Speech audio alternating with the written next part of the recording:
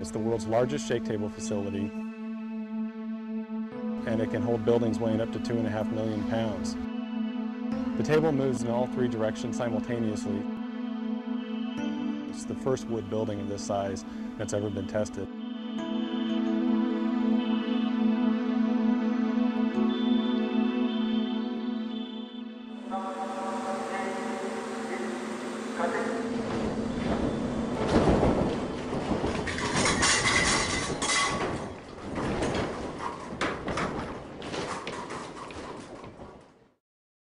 The entire project is called the Nicewood Capstone Test, a project funded by the National Science Foundation. The project is led by Colorado State University, and Simpson was a close technical collaborator. The popularity of mid-rise wood frame construction has soared in urban areas, and so there's not a lot of information on how to design those types of structures. So the information gathered from this testing is going to be absolutely critical.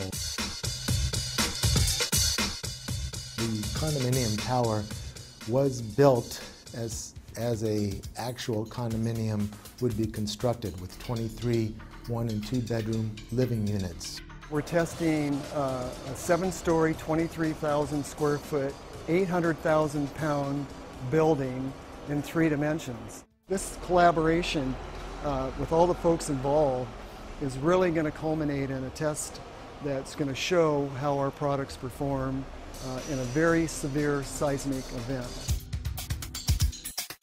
The forces of an earthquake on a structure of this size create a lot of secondary forces inside of the building, and the only way to hold those forces together is with connectors such as the ones that Simpson Strong Tie makes and provides.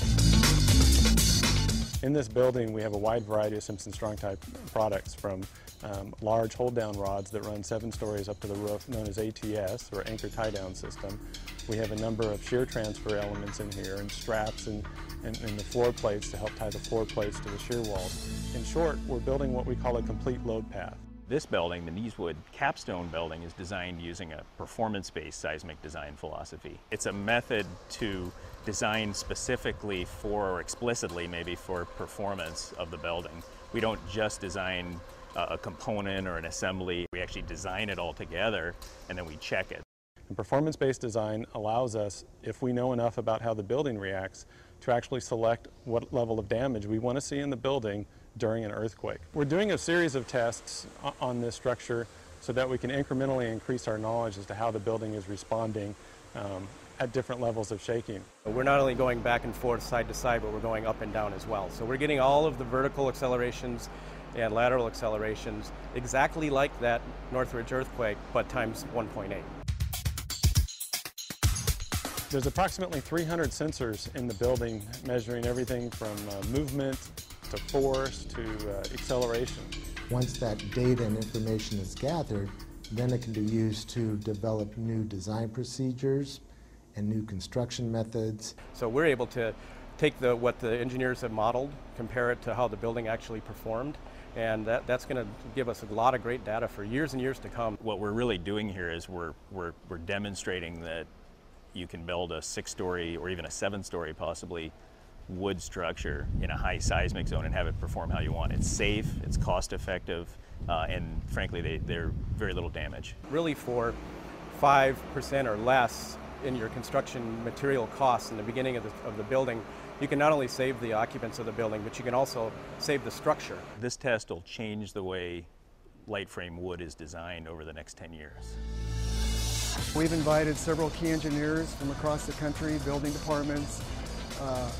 There's folks from all over the world coming to see this. When you see an actual test, the impact that has on you is so significant that it really makes you think twice about what you put down on paper.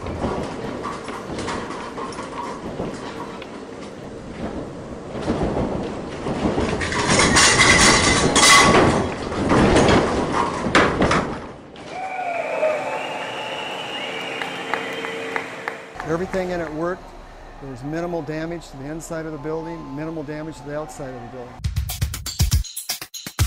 I would say that this testing really does validate the performance-based design concepts developed at the various universities involved in this project. It's phenomenal that we can have a test of this size and magnitude of a building like this and actually get some real test data. Simpson never forgets, and they're always trying to make sure that they're really providing what the structural engineering and construction community needs. And I've always been impressed with taking that extra step to really know the science part of what we do. It's truly unprecedented what they've done today. I think this is it's truly about saving lives, and the information that's been generated as a result of this test is truly groundbreaking.